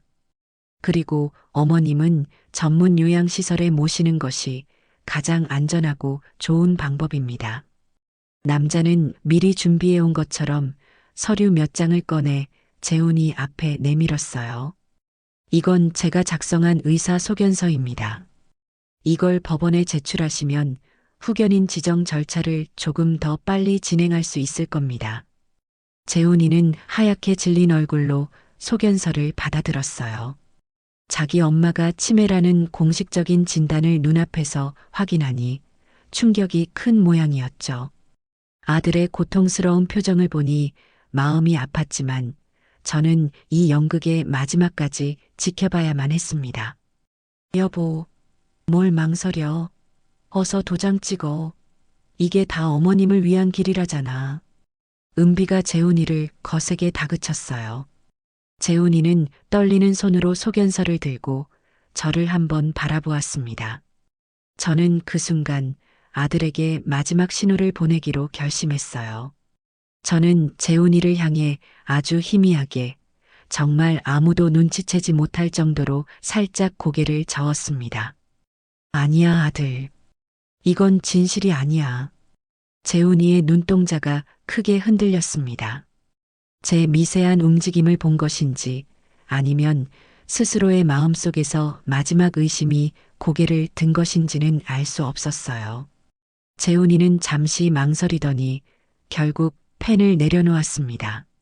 생각할 시간이 좀 필요할 것 같아. 엄마 인생이 걸린 문제인데 이렇게 하루아침에 결정할 수는 없어. 여보, 은비가 소리쳤지만 재훈이는 단호했어요. 오늘은 이만 돌아가 주십시오, 선생님. 와주셔서 감사합니다. 재훈이가 정중하게 남자를 배웅하자 은비는 분을 이기지 못하고 제게 쏘아붙였습니다. 다 어머님 때문이야. 저렇게 아들을 물고 늘어지니 일이 제대로 될 리가 있나? 그때였어요.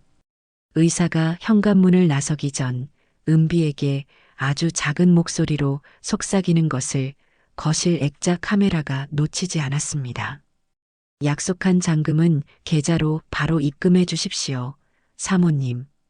은비는 고개를 끄덕였고 그들의 은밀한 거래는 완벽하게 영상으로 기록되었습니다. 저는 속으로 승리의 미소를 지었습니다. 이제 모든 증거는 모였습니다. 며느리 조은비와 그 협력자들이 빠져나갈 구멍은 어디에도 없었습니다. 이제 남은 것은 이 모든 진실을 세상에 공개하고 저 악독한 며느리에게 가장 고통스러운 방식으로 심판을 내리는 일뿐이었습니다. 며느리 은비가 사기꾼 의사까지 끌어들여 제 아들 재훈이를 압박하는 모습을 본 순간 저는 직감했습니다. 이제 커튼을 내릴 시간이 왔다는 것을요. 저 악독한 연극의 마지막 장은 바로 제 손으로 직접 끝내야만 했습니다. 더 이상 저들의 무대 위에서 병든 노인 행세를 하며 시간을 끌 이유가 없었죠. 은비가 가장 의기양양한 순간 자신이 모든 것을 손에 넣었다고 확신하는 바로 그 순간에 모든 것을 무너뜨려야 했습니다. 그래야 가장 처절하고 가장 완벽한 심판이 될 테니까요. 그날 밤 은비는 재훈이를 닥달하다 지쳐 자기 방으로 들어가고 재훈이 역시 무거운 마음을 안고 서재로 들어갔습니다. 저는 집안의 모든 불이 꺼지고 깊은 정적이 흐를 때까지 조용히 기다렸어요. 그리고는 살며시 제 방에서 나와 낮에 영숙이 몰래 가져다 준 대포폰을 손에 쥐었습니다. 제 명의가 아닌 다른 사람의 이름으로 개통된 전화기였죠. 영숙의 치밀함은 이런 데서 빛을 발했어요. 저는 화장실에 들어가 문을 잠그고 영숙에게 전화를 걸었습니다. 신호음이 몇 번 울리지 않아 영숙이 전화를 받았죠. 그 목소리는 언제나처럼 차분해서 제 떨리는 마음을 진정시켜 주었습니다. 나야, 영숙아. 응, 명자야. 목소리가 왜 그래? 무슨 일 있었어? 오늘 은비가 의사를 데려왔어. 물론 가짜였지. 내 앞에서 보란 듯이 내가 중증 치매라고 진단하고 재훈이에게 후견인 지정 서류를 내밀더군. 수화기 너머로 영숙이 낮게 욕설을 내뱉는 소리가 들렸어요. 그것까지 예상했던 바야. 그래서 재훈이는 도장을 찍었어? 아니, 망설이더군. 생각할 시간이 필요하다며 돌려보냈어. 다행이네. 내 아들이 완전히 구제불능은 아니었구나. 내가 그동안 조금씩 흘려놓은 힌트들이 효과가 있었던 거야. 그래. 하지만 은비가 이대로 포기할 것 같지는 않아. 아마 내일은 더 거세게 재훈이를 몰아붙이겠지. 그래서 말인데, 영숙아. 이제 끝내야겠어. 바로 내일. 제 단호한 목소리에 영숙은 잠시 말이 없다가 이내 결심이 선 듯 대답했습니다. 알았어. 너의 뜻이 그렇다면 그렇게 해야지. 증거는 모두 준비됐어.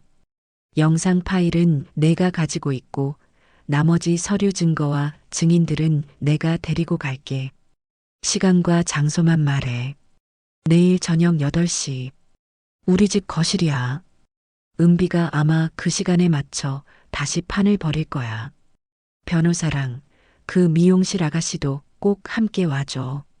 걱정 마. 차질 없이 준비할게.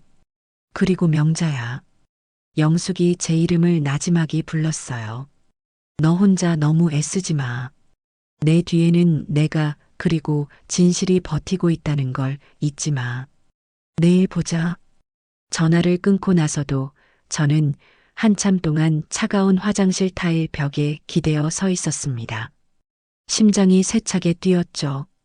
두려움 때문이 아니었어요. 그것은 거대한 폭풍을 앞둔 전사의 설렘과 긴장감이었어요. 방으로 돌아온 저는 침대에 눕지 않고 책상 앞에 앉았습니다. 그리고는 제 휴대폰을 들어 아들 재훈이에게 보낼 마지막 문자를 쓰기 시작했죠. 어떤 말을 써야 할까 수십 번을 쓰고 지우기를 반복했어요. 원망의 말을 쓸 수도 있었고 애원하는 말을 쓸 수도 있었겠죠. 하지만 저는 그 어느 쪽도 선택하지 않았습니다. 저는 제 아들의 마음속에 남은 마지막 선의와 현명함을 믿고 싶었으니까요. 오늘 저녁 너가 믿는 진실이 무엇인지 직접 확인하거라. 엄마는 널 믿는다. 아주 짧은 문장이었지만 거기에는 제 모든 마음이 담겨 있었어요. 아들을 향한 믿음, 그리고 진실을 선택하라는 마지막 기회였죠. 전송 버튼을 누르고 저는 휴대폰 전원을 완전히 꺼버렸습니다. 이제 제가 할 수 있는 모든 준비는 끝났습니다. 남은 것은 운명에 맡기고 내일의 무대 위에서 제 마지막 연기를 펼치는 것뿐이었어요. 다음 날 아침 집안의 공기는 그 어느 때보다 무겁고 차가웠습니다. 재훈이와 은비는 아침 식탁에서 단 한마디도 나누지 않았어요. 재훈이는 밤새 한숨도 못 잔 사람처럼 얼굴이 헬쑥했고 은비는 그런 재훈이를 잡아먹을 듯이 노려보고 있었죠. 저는 평소처럼 멍한 표정으로 밥알만 씹고 있었지만 온 신경은 두 사람에게 쏠려 있었습니다. 재훈이가 출근하고 난 뒤 은비는 제게 다가와 살벌한 목소리로 말했어요. 어머님, 똑똑히 들으세요. 오늘 저녁에 재훈 씨가 서류에 도장을 찍을 거예요. 어머님이 중간에 또 이상한 소리를 하거나 재훈 씨 마음 약해지게 만들면 저 정말 가만히 안 있어요. 아셨어요? 저는 아무것도 못 들었다는 듯 그저 눈만 깜빡였어요. 제 그런 태연한 반응에 은비는 더욱 화가 났는지 정말 말귀를 못 알아들으시네? 라며 제 어깨를 거칠게 밀치고는 자기 방으로 들어가 버렸습니다. 저는 잠시 휘청했지만 넘어지지는 않았어요. 속으로 조용히 숫자를 세웠죠. 이제 앞으로 10시간. 시간은 더디게 하지만 꾸준히 흘러갔습니다. 저는 하루 종일 소파에 앉아 마치 곧 다가올 제 운명을 예감하는 사람처럼 창밖만 하염없이 바라보았습니다. 제 인생이 주마등처럼 스쳐 지나갔어요. 남편을 일찍 여의고 홀로 재훈이를 키우던 고된 시절, 재훈이가 처음으로 엄마라고 불렀을 때의 벅찬 기쁨, 아들이 어여쁜 색시를 데려와 제게 소개해주던 날의 흐뭇함까지요. 그 모든 행복했던 기억들이 오늘 밤이면 산산조각이 나거나 혹은 새로운 희망으로 다시 태어날 것이었습니다. 저녁 7시가 넘어서자 재훈이가 퇴근하고 돌아왔습니다. 그 얼굴은 아침보다 더 어둡고 수척해져 있었죠. 아마 제 문자를 받고 하루 종일 고민에 시달렸을 거예요. 은비는 그런 재훈이를 보자마자 미리 준비라도 한 듯 서류 뭉치를 들고 나타났습니다. 여보, 잘 왔어. 마침 법무사 사무실에서도 사람이 왔네. 이리 와서 앉아. 이제 정말 끝내자. 은비의 말대로 거실에는 처음 보는 남자가 한 명 더 앉아 있었어요. 법무사라고 했지만 그 역시 은비가 돈으로 매수한 사람일 가능성이 높았죠. 은비는 재훈이를 소파에 앉히고 그 앞에 어제 그 사기꾼 의사가 써준 소견서와 후견인 지정 신청서를 펼쳐놓았습니다. 자, 여보. 여기에 도장만 찍으면 돼. 그러면 이제 어머님은 우리가 합법적으로 모실 수 있게 되는 거야. 더는 망설이지 마. 이게 우리 모두를 위한 최선이야. 은비의 목소리는 꿀처럼 달콤했지만 그 안에는 서슬퍼런 독이 숨겨져 있었어요. 재훈이는 떨리는 눈으로 서류와 저를 번갈아 쳐다보았습니다. 아들의 눈동자 속에서 수만 가지 감정이 폭풍처럼 휘몰아치는 것이 보였어요. 사랑, 의심, 죄책감, 연민, 그리고 혼란까지요. 여보, 뭐해? 빨리. 은비가 재촉하는 순간 재훈이는 마침내 결심을 한 듯 인주를 손에 쥐었습니다. 은비의 입가에 승리의 미소가 번졌죠. 저는 그 모습을 조용히 지켜보았습니다. 그래, 재훈아. 너의 선택을 보여줘라. 너가 믿는 진실이 무엇인지 엄마에게 똑똑히 보여줘. 재훈이의 손이 천천히, 아주 천천히 서류 위로 내려가고 있었습니다. 제 인생의 모든 것이 걸린 그 찰나의 순간, 시간은 마치 영원처럼 길게 느껴졌습니다. 이제 곧 모든 것이 끝날 것이었습니다. 재훈이의 손가락에 묻은 붉은 인주가 하얀 서류에 닿기 직전, 바로 그 찰나의 순간이었습니다. 거실의 모든 공기가 팽팽한 긴장감으로 응축되어 숨쉬는 것조차 힘겹게 느껴지던 바로 그때, 제가 입을 열었습니다. 지난 몇 달간의 연기를 모두 걷어내고 제 본래의 맑고 또렷한 목소리로요. 잠깐만. 제 목소리는 크지 않았지만 그 안에 담긴 힘은 거실의 모든 소음을 압도하기에 충분했습니다. 재훈이의 손이 허공에 멈췄고 은비와 법무사의 시선이 동시에 제게로 향했습니다. 그들의 얼굴에는 믿을 수 없다는 표정과 함께 불길한 예감이 서리기 시작했죠. 어머님? 지금 은비가 당황해서 말을 더듬었어요. 저는 소파에서 천천히 몸을 일으켰습니다. 늘 구부정하고 힘없던 모습은 온데간데 없고 허리를 꼿꼿이 편 제 모습은 그 자체만으로도 위압감을 풍겼죠.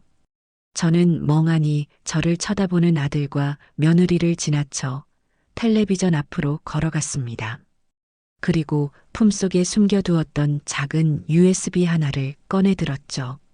이 서류에 도장을 찍기 전에 모두에게 보여줄 것이 있습니다. 우리가 진실이라고 믿는 것들이 과연 정말 진실인지 함께 확인해 보는 것도 나쁘지 않을 것 같아서요. 저는 침착하게 텔레비전 옆면의 USB 포트에 그것을 꽂았습니다. 리모컨을 들어 외부 입력 버튼을 누르자 화면에는 USB라는 글자와 함께 제가 준비한 영상 파일 목록이 나타났습니다. 저는 망설임 없이 첫 번째 파일을 선택하고 재생 버튼을 눌렀어요. 거실의 대형 텔레비전 화면 가득 익숙한 풍경이 나타났습니다. 바로 저희 집 거실이었죠. 화면 속에는 며칠 전에 은비가 등장했습니다. 은비는 소파 위에 놓인 제 보석함을 발견하고는 주위를 두리번거리다 조심스럽게 그것을 열어젖혔습니다. 그리고 그 안에서 반짝이는 다이아몬드 반지를 꺼내 들고는 황홀한 표정을 지었죠. 잠시 망설이던 그녀는 이내 반지를 자신의 주머니 속에 깊숙이 찔러 넣었습니다. 화면 속 은비의 표정에는 탐욕과 죄책감, 그리고 흥분이 뒤섞여 있었죠. 이게 뭐야? 이게 무슨 영상이야? 은비가 비명을 질렀어요. 얼굴이 새하얗게 질려서는 당장이라도 텔레비전을 부술 듯이 달려들 기세였죠. 하지만 그녀의 발은 바닥에 붙어버린 듯 움직이지 않았습니다. 이게 뭐냐니? 너가 내 방에서 내 반지를 훔치는 영상이지. 아주 잘 찍히지 않았니? 요즘 기술이 참 좋아. 저는 아무렇지도 않다는 듯 태연하게 대답하며 다음 영상을 재생했습니다. 이번에 화면에 나타난 것은 제 방이었습니다. 화면 속에 저는 침대에 잠들어 있었고 은비가 제 방에 들어와 짜증 섞인 목소리로 혼잣말을 하는 장면이었습니다. 아이고, 저 징글징글한 노인네. 숨소리도 듣기 싫어. 언제까지 저러고 있을 거야. 약을 좀 더 써야 하나? 확 그냥 잠자는 사이에 아니지. 참아야 해. 거의 다 왔어. 조은비, 조금만 더 참자. 은비의 끔찍한 혼잣말이 거실에 울려 퍼지자 재훈이는 숨을 제대로 쉬지 못했어요. 하는 소리만 내며 믿을 수 없다는 듯 화면과 은비를 번갈아 쳐다봤죠. 자신의 아내가 잠든 어머니의 머리맡에서 저런 끔찍한 저주를 퍼부었다는 사실을 도저히 받아들일 수 없는 모양이었습니다. 저는 멈추지 않았습니다. 세 번째 영상을 틀었죠. 그 영상에는 은비가 거실에서 누군가와 통화하는 모습이 담겨 있었습니다. 바로 제가 잠든 척하며 들었던 그 통화 내용이었죠. 응, 나야. 시어머니, 아주 잘 되고 있어. 약이 효과가 있는지 이제 자기 아들 얼굴도 못 알아본다니까. 푸아, 이제 이 지긋지긋한 노인네 시중 드는 것도 얼마 안 남았어. 재산만 넘겨받으면 이 빌어먹을 빚쟁이 인생도 끝이야. 은비의 경박한 웃음소리가 스피커를 통해 흘러나오자 재훈이는 결국 자리에 주저앉고 말았습니다. 아들의 무너지는 모습을 보니 마음이 아팠지만 저는 여기서 멈출 수 없었습니다. 이 아이가 얼마나 어리석은 믿음에 사로잡혀 있었는지 제 눈으로 똑똑히 확인하게 해야만 했으니까요. 마지막 영상은 바로 며칠 전 사기꾼 의사가 이 집에 찾아왔을 때의 기록이었습니다. 영상 속에서 의사는 제게 몇 가지 형식적인 질문을 던지고는 너무나 쉽게 중증 치매라는 진단을 내렸습니다. 그리고 영상의 마지막 그가 현관문을 나서며 은비에게 속삭이는 목소리가 아주 선명하게 녹음되어 있었죠. 약속한 잔금은 계좌로 바로 입금해 주십시오. 사모님. 그 장면을 끝으로 영상은 끝났습니다. 텔레비전 화면은 검게 변했고 거실에는 무거운 침묵만이 내려앉았습니다. 법무사라는 남자는 상황이 심상치 않음을 깨닫고 슬금슬금 뒷걸음질 치고 있었고 재훈이는 넋이 나간 사람처럼 바닥에 주저앉아 있었습니다. 그리고 은비는 더 이상 비명을 지르거나 변명을 하지 않았어요. 그녀는 그저 사시나무 떨듯 떨며 모든 것을 포기한 사람처럼 멍하니 화면을 바라보고 있었죠. 자신의 모든 죄악이 만천하에 드러난 그 순간 그녀가 할 수 있는 것은 아무것도 없었습니다. 저는 리모컨을 소파 위에 내려놓고 천천히 은비에게로 다가갔습니다. 그리고는 그녀의 눈을 똑바로 쳐다보며 말했죠. 제 목소리는 얼음장처럼 차갑고 단단했습니다. 이제 알겠니, 얘야. 너가 그토록 원하던 진실이 바로 이거란다. 너는 나를 정신 나간 노인네로 만들고 싶었겠지만 유감스럽게도 나는 단 한순간도 정신을 놓은 적이 없단다. 너의 모든 말과 행동을 이 머리와 가슴에 똑똑히 새기고 있었지. 너는 나를 속였다고 생각했겠지만 사실은 처음부터 끝까지 내 손바닥 위에서 놀아나고 있었던 거야. 너의 그 더러운 탐욕이 결국 너 자신을 집어삼키고 만 거란다. 제 말이 끝나자마자 타이밍을 맞춘 듯 현관 초인종 소리가 울렸습니다. 딩동하는 그 소리는 마치 지옥의 문이 열리는 소리처럼 혹은 심판의 시작을 알리는 종소리처럼 거실 안을 서늘하게 파고들었습니다. 초인종 소리에 은비는 마치 전기 충격이라도 받은 듯 몸을 부르르 떨었어요. 저는 그런 며느리를 잠시 내려다본 뒤 직접 현관으로 걸어가 문을 열었습니다. 문 밖에는 제 친구 영숙과 훤칠한 인상의 젊은 변호사, 그리고 제게 처음으로 위험을 알려주었던 그 용감한 미용실 아가씨가 서 있었죠. 어서들 와요. 마침 무대가 아주 근사하게 준비되었거든. 제 말에 세 사람은 고개를 끄덕이며 집 안으로 들어섰습니다. 갑자기 들이닥친 외부인들의 모습에 은비는 이제 공포에 질린 표정으로 뒷걸음질 쳤어요. 아들 재훈이는 여전히 넋이 나간 채 바닥에 주저앉아 있었고요. 법무사라는 남자는 이미 꽁무니를 빼고 사라진 뒤였습니다. 영숙은 거실 중앙으로 걸어 나와 은비를 향해 차가운 목소리로 말했습니다. 조은비 씨 맞으시죠? 저는 하명자 여사님의 오랜 친구이자 이번 사건의 조사를 도운 사람입니다. 그리고 이쪽은 하 여사님의 법률 대리인인 김 변호사님, 이쪽은 증인이 되어주실 분입니다. 영숙의 소개가 끝나자 김 변호사가 앞으로 나서며 서류 가방을 열었습니다. 조은비 씨, 지금부터 당신이 하명자 여사님께 저지른 범죄 혐의에 대해 말씀드리겠습니다. 잘 들으시길 바랍니다. 변호사는 서류 한 장을 꺼내 들고는 아주 또렷하고 힘있는 목소리로 읽어내려가기 시작했어요. 첫째, 절도죄. 당신은 며칠 전 하명자 여사님의 방에서 시가 1,000만 원 상당의 다이아몬드 반지를 훔쳤습니다. 이 행위는 명백한 절도에 해당하며 앞서 본 영상이 그 증거입니다.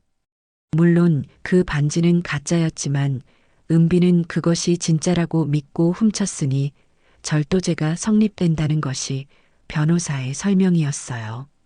둘째, 상해죄. 당신은 수개월에 걸쳐 함영자 여사님께 의사의 처방 없는 전문의약품을 고의적으로 복용시켰습니다.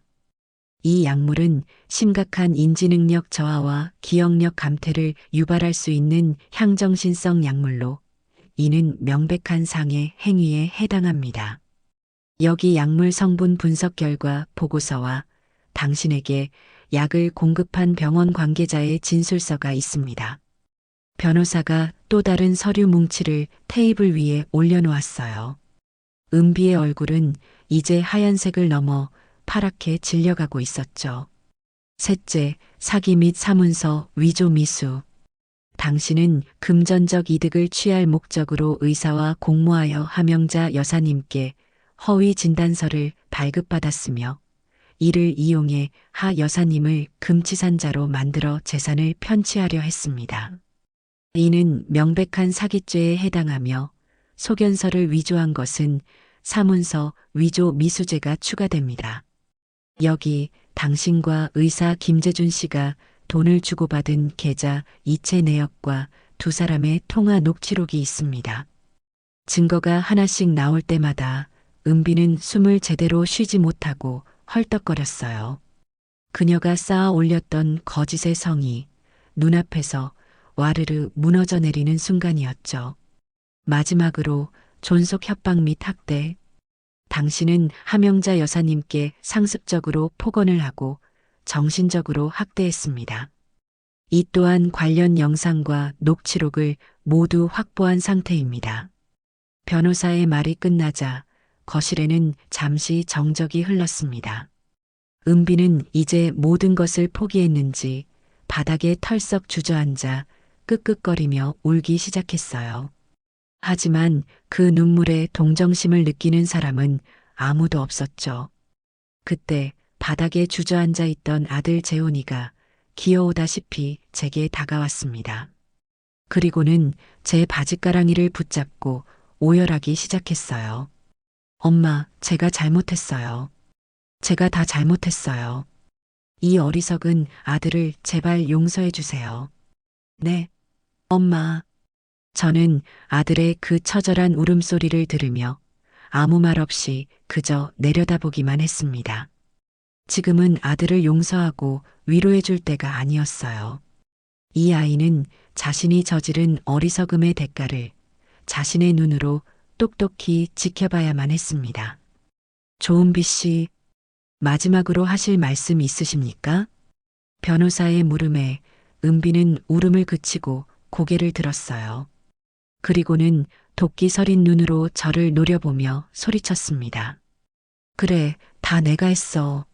그래서 뭐, 저 늙은이가 죽기 전에 돈 좀 편하게 써보겠다는데.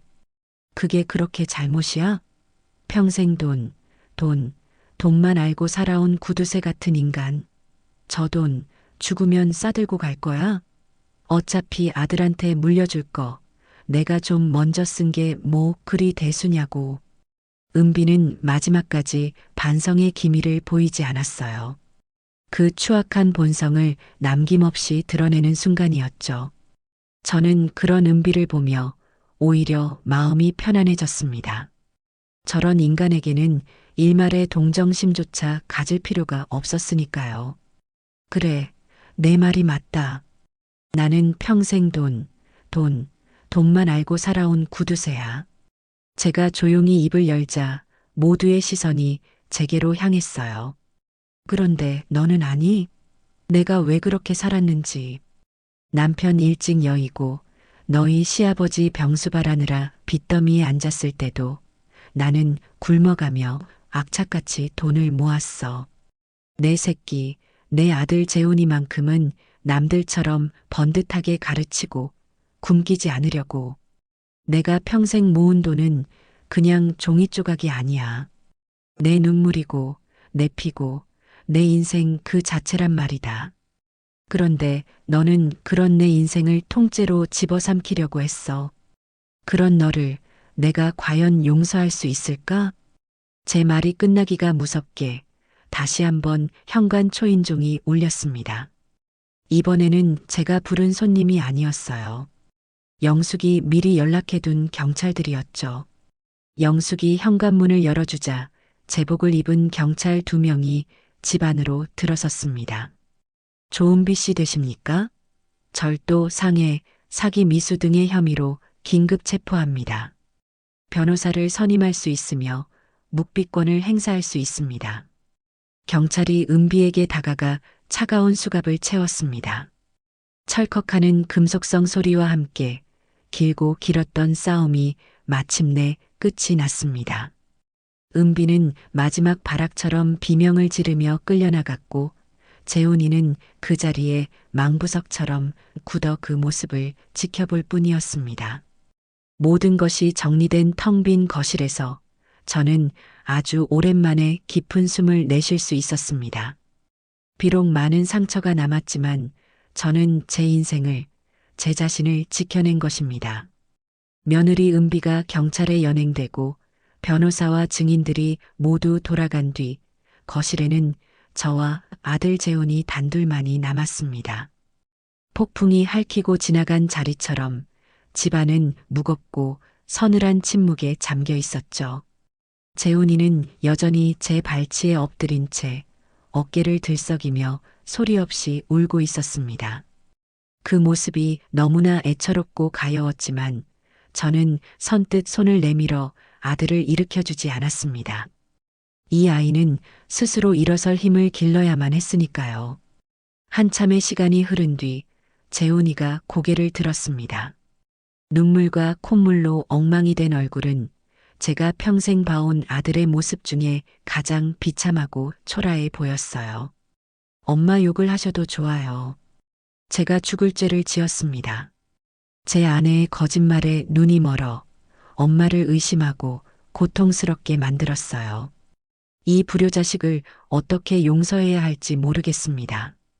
재훈이는 자신의 뺨을 스스로 내리치기 시작했어요. 저는 그런 아들의 손을 조용히 붙잡아 내렸습니다. 그리고는 아주 나지막하지만 단호한 목소리로 말했죠. 너의 죄는 어리석음이다.